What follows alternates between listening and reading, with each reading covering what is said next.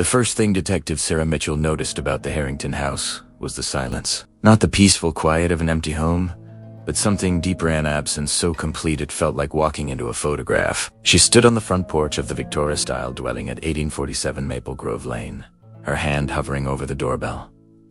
You feel it too, don't you? Officer David Chun stepped up beside her, his breath forming small clouds in the October air. He'd been with the Millbrook Police Department for 15 years, but Sarah had never seen that particular expression on his face. Before uncertainty mixed with something that looked dangerously close to fear. Feel what? Sarah asked, though she knew exactly what he meant, like we shouldn't be here. The call had come in at 6:47 that morning. Margaret Fletcher, the Harringtons' elderly neighbor, had phoned 911 in a state of near. They're still in there, she'd sobbed. All of them, just sitting there. For 3 days now. They haven't moved, not once. Sarah had assumed it was a wellness check that would end in tragedy, but nothing had prepared her for what Margaret had described at the station. The children are at the breakfast table, Margaret had said, her hands trembling. Emily and Thomas, just sitting there, forks in their hands. Rebecca is at the stove. James is reading the newspaper. They're not dead, Detective. I can see them breathing, but they haven't moved since Tuesday morning. It was now Friday. Sarah pressed the doorbell. The chime echoed inside. They waited. Nothing. She tried the door. Unlocked. The smell hit her. First not decay, but breakfast. Bacon and coffee and cinnamon rolls. Fresh, as if cooked that morning. But that breakfast had been made on Tuesday. Millbrook Police, Sarah called out. We're coming in. The foyer was immaculate. A grandfather clock stood against the wall, its pendulum frozen at precisely 7:32. Family photos lined the walls. Normal. Utterly. Completely normal. Except for the silence. Sarah moved toward the kitchen and stopped so abruptly that David nearly collided with her. Margaret had been telling the truth. The Harrington family sat frozen in their morning routine like a museum diorama. Rebecca Harrington stood at the stove, spatula over a pan of bacon, her other hand reaching for the salt shaker. Her eyes were open, staring at the stove, and Sarah could see the slight rise and fall of her chest. She was breathing, but nothing else moved. At the kitchen table, 9-year-old Thomas sat with a fork halfway to his mouth, a piece of pancake speared on the tines. His sister Emily, 13, had her hand wrapped around a glass of orange juice. Their eyes were open too, unblinking. In the living room, James Harrington sat in a leather armchair with a newspaper spread before him, reading glasses perched on his nose. One hand gripped the paper's edge. He was breathing to Tay, all wary. Slow, steady breaths. Holy Mother of God, David whispered. Sarah moved closer to Rebecca, studying her face. The woman's hazel eyes stared at the bacon with an intensity that suggested concentration rather than vacancy. No glazed look, no thousand-yard stare. Sarah waved her hand in front of Rebecca's face. No reaction. Mrs. Harrington, can you hear me? Nothing. Sarah touched Rebecca's arm. The skin was warm, pliant, with normal muscle tone, not catatonic. Just ... still. Check the others, Sarah said. David moved to the children while Sarah circled the stove. The bacon hadn't burned because the burner was off. The coffee was cold. Through the window, Sarah could see Margaret Fletcher's house and understood why the woman had called the police. For 3 days, she'd watched this impossible stillness. Their pulses are normal, David reported. Body temperature feels normal. They're just not there. They're here, Sarah corrected. They're somewhere else too. She pulled out her phone and took photos. The breakfast table. Bacon. The newspaper dated Tuesday, October 17th. The clock stopped at 7:32. What had happened at 7:32 on Tuesday morning? Upstairs, the beds were made. The bathroom showed signs of morning routines, wet towels, toothpaste caps left off. Everything suggested a normal Tuesday morning until 7:32, when the entire family had simply ... stopped. In the master bedroom, Sarah noticed an old leather journal on Rebecca's nightstand, open to a page dated October 6th. I found it today.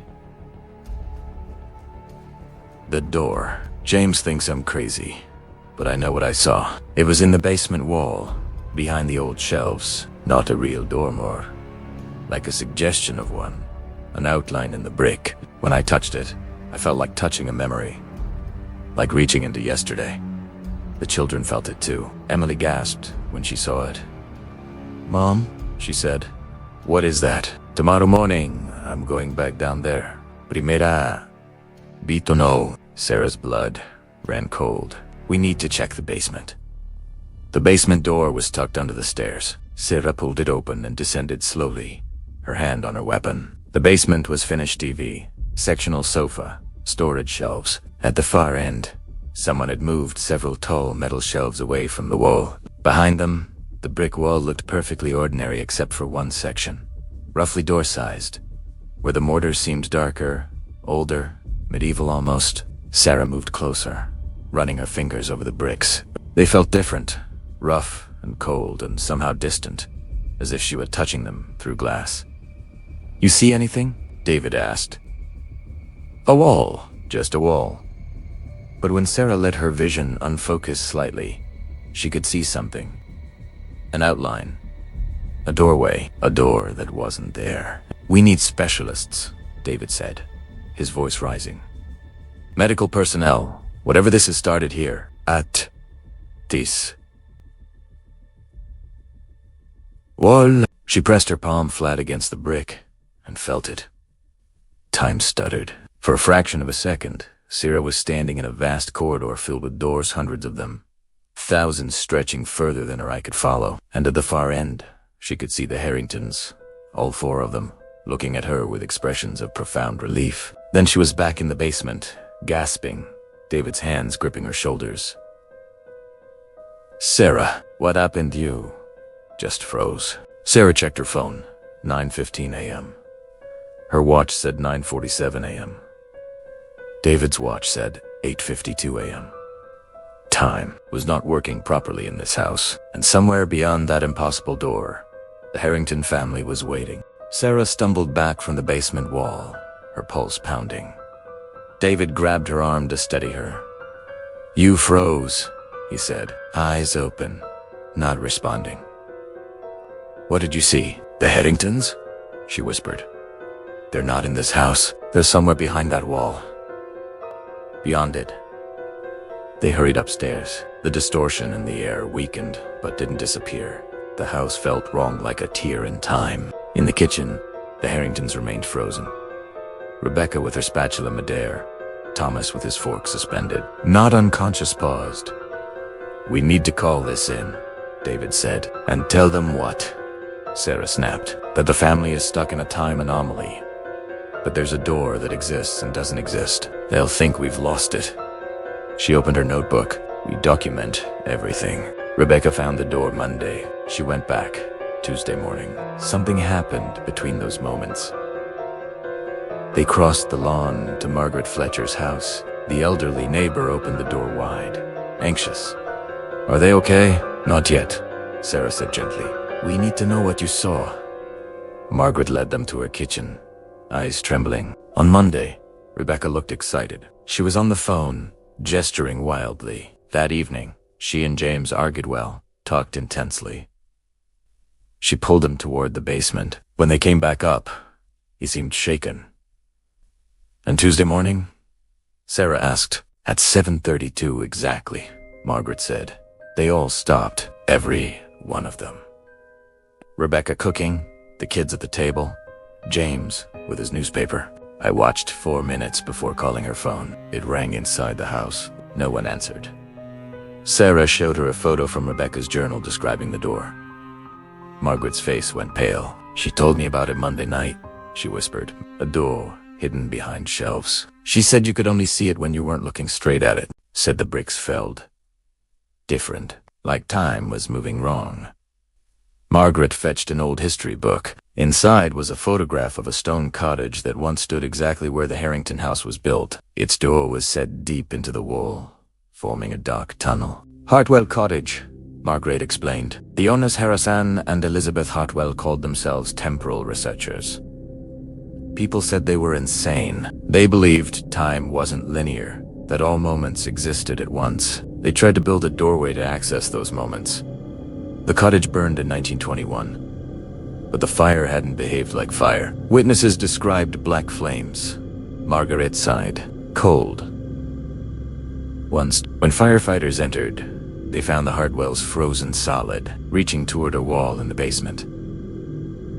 Sarah felt a chill. So this house was built on the same foundation, David murmured. And that wall Rebecca found, Sarah finished, is part of the original basement, part of whatever the Hartwells created. And Rebecca opened it, Margaret said quietly, and her family was caught in whatever lies past it. Sarah stood, determination sharpening her voice. We need everything on the Hartwells' records. Journals, anything that explains how their doorway worked. The library's restricted section might have what you need, Margaret said. Back in the car, Sarah hesitated before turning the key. David, did you feel something in the basement before I touched the wall? He swallowed. Like something watching us. Waiting. Yeah. That door isn't just a thing. It's aware.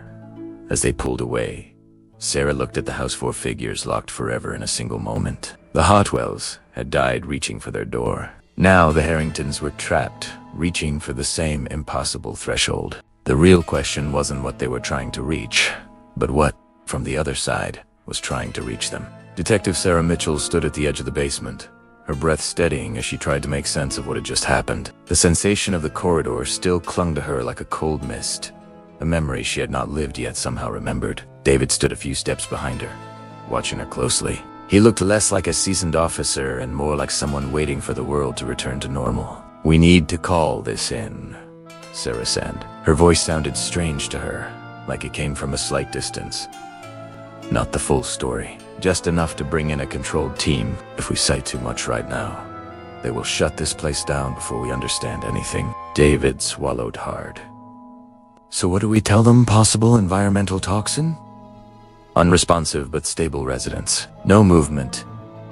No signs of struggle. That gets us a medical team and buys us time. David nodded but kept glancing toward the brick wall, as if expecting it to reach for him. You saw something, he said. I know you did. What was it? I am not sure, Sarah said. And that was the truth. The corridor she had seen felt both distant and vividly real. A place that did not belong in this world, yet connected to it with frightening precision. And the Harringtons had seen her. She was certain of that. Sarah walked back upstairs, each step feeling heavier. The stillness of the house pressed against her skin like humidity. In the kitchen, the family remained in perfect stillness. Rebecca stood at the stove with a cold pan of bacon. Thomas held his fork at his mouth. Emily clutched her juice glass. James sat behind his newspaper, breathing, alive, present, and absent. She leaned close to Thomas and spoke softly. Thomas Harrington, if you can hear me, blink, move your finger. Anything. Nothing. But she did notice something new, a single tear resting at the corner of Emily's eye. It had not been there before. David saw it too. That was not there earlier. Right now, they're aware of us. They just cannot respond. With every passing minute, the house felt more wrong. Not dangerous. Exactly. More like standing on a frozen lake and hearing cracks beneath your feet. The structure of the world was holding, but Sarah could feel it bending. She walked toward the grandfather clock in the foyer. Its brass pendulum still hung motionless at the exact moment everything had stopped. 7:32. Sarah placed her fingertips against the glass. Her reflection looked back at her, but slightly delayed. She moved her hand. The reflection followed a second later. David stepped back. That is not normal. Time is fractured here. It is not consistent. The front door suddenly creaked open. Both officers turned sharply, hands on their weapons until they saw who stood outside. Margaret Fletcher, wrapped in a thick shawl, trembling so hard her teeth chattered. Detective Mitchell. Did you find them? Are they all right? Sarah moved quickly to block her from entering. Margaret, you need to stay outside. This house is not safe. Margaret peered past Sarah into the foyer, her eyes filled with tears. They have not moved. My God. They really have not moved. Margaret, listen to me. Sarah kept her voice calm. Think carefully. Did you notice anything unusual in the days before this happened? Strange noises. Light. Visitors. Anything. Margaret hesitated. There was something. Tuesday morning, around the time everything must have happened. I was in my garden trimming hedges. I heard something like a low hum. Not mechanical. More like a deep note from an organ. It came from the Harringtons' basement window. It lasted maybe 10 seconds. Then it stopped. And Margaret shuddered, and the birds all flew away at the same time. Every single one, like they were escaping. Sarah exchanged a look with David. The same thought formed in both their minds. Whatever started this was active at 7:32. Sarah stepped back inside and dialed the station. She kept her report clinical and controlled. Possible environmental hazard at residence. 4 occupants responsive only autonomically. Need medical evaluation and containment. Requesting support units. She hung up and turned to David. We have 30 minutes at most before they get here. After that, we will lose control of this scene. Whatever happened to this family connects to that wall. And if the Harringtons are somewhere beyond it, we need to understand how to reach them. David looked pale. You want to touch it again? Not yet, Sarah said. First, we document every detail in this house. Everything is a clue. Everything is a time stump. If the house is caught between times, maybe we can find a pattern. The lights flickered. Once. Twice. Then steadied. David exhaled. Please tell me that was the wiring. It was not. Sarah checked her watch. 9:23. The minute hand twitched, then slid backward 1 tick. The house was moving again. Sarah returned to the Harrison house, with a tension pressing at the back of her neck. Something about the place felt different from the moment she stepped out of the car, as if the air itself vibrated with a quiet warning. The neighborhood was still, but not peaceful. It had the nervous silence of a place holding its breath. She took a slow step toward the porch and felt that same invisible pull she had noticed the first time. The strange sense that the house was aware of her presence. Inside, she closed the door gently, let her eyes adjust to the dim light. She walked through the foyer with deliberate care, trying to understand why her instincts were screaming at her. Everything in the house looked exactly as she remembered. Yet something essential had shifted. A faint smell of cold air lingered near the staircase, as if a door had been opened recently, even though all the windows were supposed to be sealed by now. She moved toward the dining room, replaying the details from the night before. She remembered the untouched dinner plates, the locked back door, the strange absence that filled every room. But now she noticed things she had overlooked. A chair was angled slightly away from the table, not pulled out enough to suggest someone had sat there, but moved just enough to seem intentional. A small rug near the cabinet was curved at the edge, the kind of subtle disturbance that only happened when someone passed by in a hurry. These were not signs of a simple disappearance. They felt like the remnants of a struggle that had been silenced before it could leave a trace. When she stepped into the living room, she noticed something that made her stomach tighten. The music box. The same one that had played its eerie tune earlier. Last night she had closed it firmly. She was certain of it. But now the lid stood open, not wide, just enough for the melody to drift softly through the quiet room. The tune was slower, dragging in a way that made the notes feel wrong, like a voice whispering through water. She stared at it, unable to move. This was not the result of a gust of wind or an accidental touch. Someone had been inside the house after she left. Someone confident enough to interact with the evidence. Someone who wanted her to know. Sarah looked over her shoulder, scanning the hallway. The stillness felt staged. The shadows seemed to pulse in the corners of her vision. She walked deeper into the room and felt the weight of eyes that she could not see. She paused beside the fireplace and ran her fingers along the mantel. Dust had been disturbed in narrow streaks, the size of fingertips dragging lightly across the surface. Not enough to show intent, but enough to show presence. Her phone buzzed in her pocket, startling her. She pulled it out and saw a message from David asking if she had reached the house yet. She started to type a response, but stopped when she noticed something carved into the wood of the hallway door frame. The marks were light, shallow, but fresh. The wood around them still held a faint scent from the scrape. 2 words, carved with slow precision, come back. Her pulse quickened as she stepped closer. She traced the edges of the letters with the back of her knuckle. This was new. This was taunting. Whoever had carved it had been only inches from where she now stood.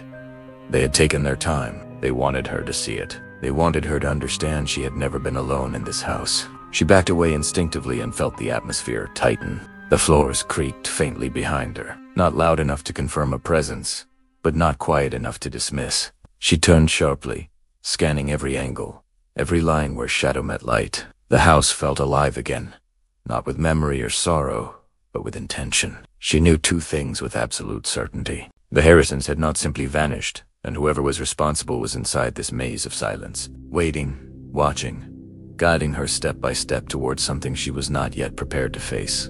Sarah stepped out of the Harrington house with her pulse thundering in her ears. The message carved into the doorframe stayed burned in her mind. Come back. The house had shifted from crime scene to stage, and she was no longer an investigator. She was the audience and the target. Cold wind brushed her face as she reached her car. She locked the doors immediately, hands trembling despite her efforts to stay composed. She dialed David. He answered on the second ring and instantly heard something wrong in her voice. He told her to stay put, that he was coming, but Sarah refused. Whoever had been inside the house was still close. She felt eyes on her, watching her, tracking her breaths.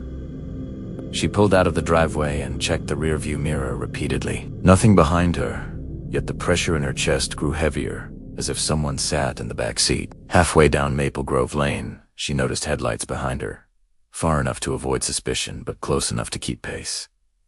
She drove faster. The car behind her matched her speed. The road narrowed as trees pressed in from both sides, their branches twisting together like bones. Sarah reached for her gun in the passenger seat, her fingers brushing the metal. Her phone buzzed with a text message from an unknown number. 1 sentence.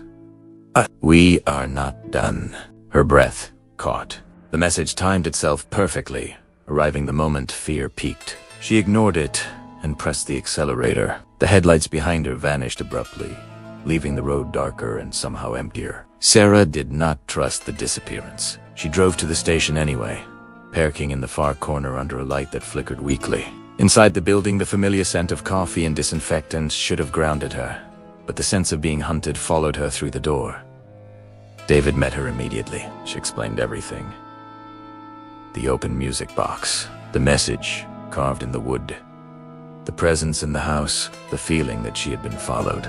David didn't interrupt, but the tension in his jaw tightened. He led her to an empty office and closed the door. His voice softened as he asked for every detail. Sarah tried to stay objective, but the fear threaded through her words. When she finished, he sat back and exhaled slowly. He told her they needed more officers at the house and surveillance around the neighborhood. Sarah agreed, but something in her resisted.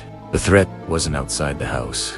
It was tied to it, connected to that impossible doorway, connected to time itself, splitting open. David asked if she wanted to go home and rest. Sarah shook her head immediately. Rest was impossible. She felt her thoughts drifting back to the vision in the basement, the corridor of doors, the Harrington family staring at her as if pleading for rescue. She wondered if they were still trapped in that place, or if they had been pulled deeper. Her phone buzzed again, another message from the same unknown number. You left too soon. Sarah locked the screen and shoved the phone into her pocket. She met David's eyes and told him she needed to return to the house. David hesitated, but agreed to join her. They left the station together. As they reached the parking lot, Sarah stopped. Her car door was slightly open. She knew she had locked it. She approached slowly and looked inside. On the driver's seat lay the music box, the same one she had left inside the Harrington house. The lid was closed this time. Her heart dropped. Someone had placed it there while she was in the station. David drew his weapon and scanned the area, but the lot was empty. Too empty. Sarah opened the music box with trembling hands.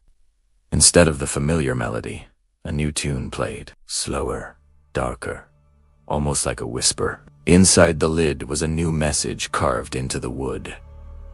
"You cannot save them from here." Sarah closed the box. She knew where she had to go. Back to the house. Back to the basement. Back to the doorway that had shown her the truth. Sarah and David drove back to Maple Grove Lane in silence. The weight of the music box sat between them, filling the car with a dread neither wanted to name. When they reached the house, Sarah felt it immediately. The air was wrong again. Heavy. Pressing inward like a hand around her throat, they entered with weapons drawn. The house appeared untouched, but Sarah sensed movement beneath the stillness. Not physical movement. Something deeper, time-shifting, pulling. The grandfather clock in the hallway ticked once. It had been frozen since Tuesday. The single tick echoed like a gunshot. They moved room by room until they reached the basement door. Sarah hesitated only a moment before opening it. The air below was colder than before. The basement lights flickered as they descended. The brick wall at the far end pulsed faintly, almost like a heartbeat. The outline of the doorway shimmered more clearly now. David whispered that they should wait for backup. Sarah shook her head. She stepped closer to the wall. Her vision blurred as the corridor flashed before her eyes. Doors stretching endlessly. A place outside time. The Harrington family standing far down the hall. This time their expressions were not relief. They were fear. Sarah pressed her palm against the bricks. Warmth radiated outward. The wall softened under her touch. David called her name, but his voice sounded distant. The basement floor tilted, pulling her forward. She felt herself slipping through something thin as paper, yet stronger than steel. Light exploded around her. The corridor stretched out in every direction. She was inside it. Doors towered on both sides. Hundreds, thousands, each one vibrating with memories not her own. She saw flashes from the Harringtons, Emily's laughter, Thomas drawing in his notebook, Rebecca cooking breakfast, James reading the newspaper. Moments frozen in time. She heard footsteps. The Harrington family was running toward her. Their voices overlapped, begging her to turn back. Behind them, something approached. A presence that twisted the corridor. Sarah could not see it, only the distortion of doors bending away as if recoiling. David's voice echoed faintly behind her. His hand grabbed her arm, pulling her backward. The corridor collapsed like paper burning from the edges. The last thing Sarah saw was Rebecca reaching for her before the world snapped. She hit the basement floor with a jolt. The wall was solid again. The outline gone. David dragged her away from it. Shouting her name, ears rang. The house trembled once, then fell silent. Sarah sat up slowly. She checked the time on her phone. Hours had passed, though only minutes felt real. She looked at the basement wall and understood. The door had closed.